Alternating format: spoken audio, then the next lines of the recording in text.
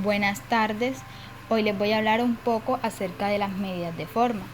Tenemos que estas medidas son indicadores estadísticos que permiten identificar si una distribución de frecuencia presenta uniformidad.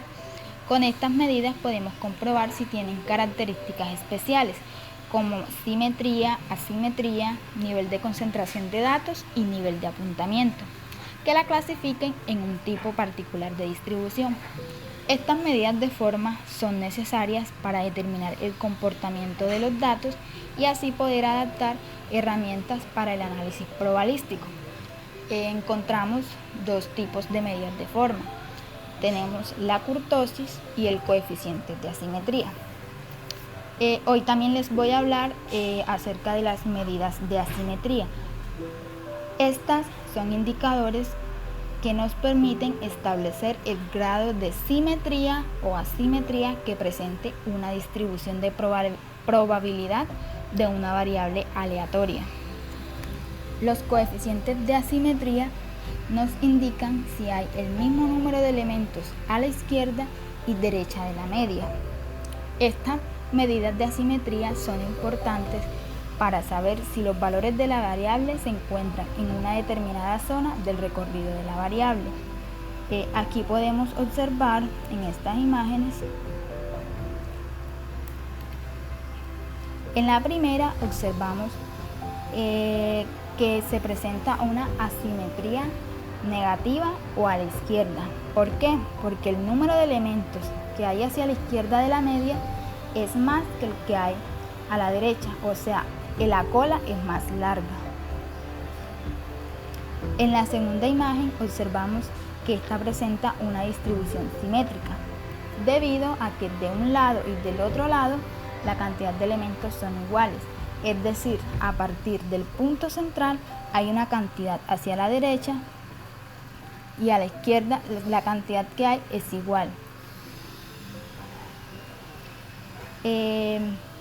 En la tercera imagen nos damos cuenta que es una simetría positiva, y ya que esta es todo lo contrario a la negativa, porque el número de elementos que hay hacia la derecha de la media es más que el que hay hacia la izquierda, es decir, hay más valores separados de la media a la derecha. Para poder medir la simetría se puede realizar teniendo en cuenta dos criterios o de dos maneras. El primero es comparando la media y la moda, y el segundo es comparando los valores de la variable con la media. ¿Cómo hacemos esto? Bueno, comparando la media y la moda lo hacemos de esta manera.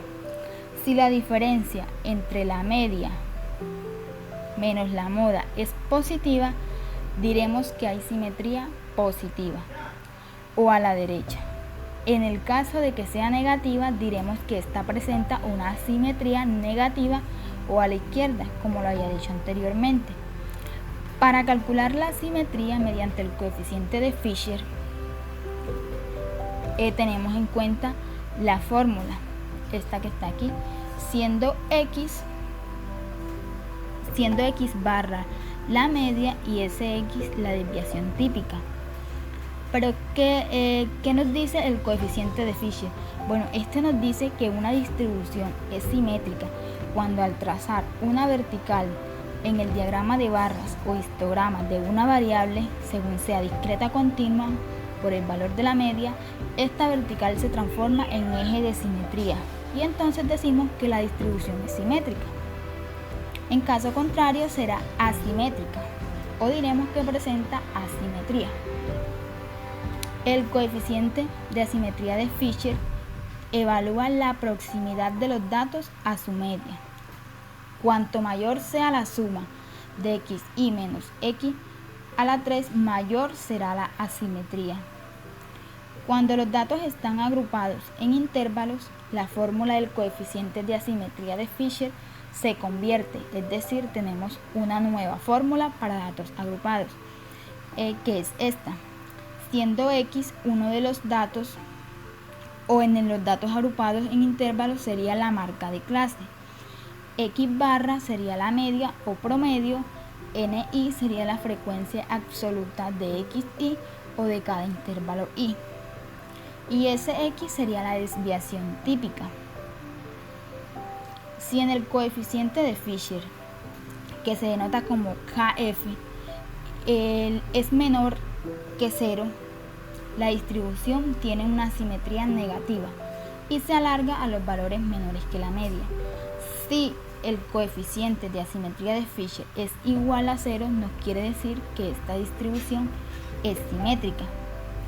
O si por el contrario el coeficiente de asimetría de Fisher nos dice que es mayor que 0, esta distribución presentaría una asimetría positiva y se alargarían los valores mayores que la media.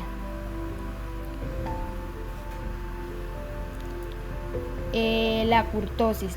La kurtosis es una medida de forma que nos mide cuán escarpada o achantada está una curva o distribución. Este coeficiente nos indica la cantidad de datos que hay cercanos a la media, de manera que a mayor grado de kurtosis, mayor escarpada o apuntada será la forma de la curva. Encontramos tres tipos de kurtosis. Tenemos la leptocúrtica, que sería mayor que 0, los datos están muy concentrados en la media, siendo una curva muy apuntada.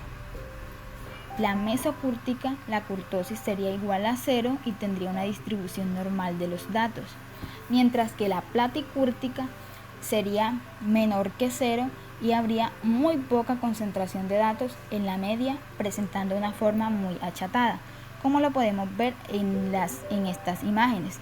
Tenemos la platicúrtica, mesocúrtica y leptocúrtica graficadas. Bueno, el coeficiente de kurtosis lo vamos a denotar por K y se calcula mediante esta expresión o esta fórmula. También les voy a hablar del diagrama de cajas y bigotes. Los diagramas de cajas y bigotes son una presentación visual que describe varias características importantes al mismo tiempo, tales como la dispersión y la simetría. Para la realización de estos diagramas de caja y bigotes se representan los tres cuartiles y los valores mínimos y máximos de los datos sobre un rectángulo alineado horizontal o vertical. ¿Cómo construimos esta gráfica? Bueno, esta gráfica consiste en una caja rectangular donde los lados más largos nos muestran el recorrido intercuartílico. Este rectángulo está dividido por un segmento vertical donde se posiciona la medida y por lo tanto su relación con los cuartiles primero y tercero, ya que podemos recordar que el segundo cuartil coincide con la mediana. Esta caja se ubica a una escala sobre un segmento que tiene como extremos los valores mínimos y máximos de la variable. Las líneas que sobresalen de la caja son las que llamamos bigotes. Estos bigotes tienen cierto límite de prolongación, de tal modo que cualquier dato que no se encuentre dentro de este rango es marcado e identificado individualmente. Por último, les voy a hablar de la ojiva. Esta ojiva es un gráfico que nos muestra la distribución de frecuencias, es decir, que en ella, esta nos permite ver cuántas observaciones se encuentran por encima o debajo de ciertos valores, en lugar de solamente estar recibiendo los números asignados a cada intervalo. La ojiva apropiada para información que presente frecuencias mayores que el dato que se está comparando tendrá una pendiente negativa, que va hacia abajo y a la derecha. En cambio, una que se le asigne a valores menores tendrá un pendiente positivo.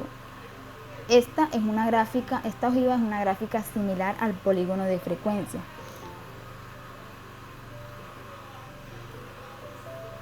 Existen dos ojivas o dos maneras, dos ojivas. Tenemos la mayor que y la ojiva menor que. Un extremo de la ojiva no se toca el eje horizontal, que sería la ojiva mayor que. Y en la ojiva menor que, el extremo izquierdo no se tocaría con la parte horizontal. En el eje horizontal, en lugar de colocar las marcas de clase, se colocan las fronteras de clase. Para el caso de la ojiva mayor que es la frontera menor. Para el caso de la ojiva menor que la frontera es la frontera mayor.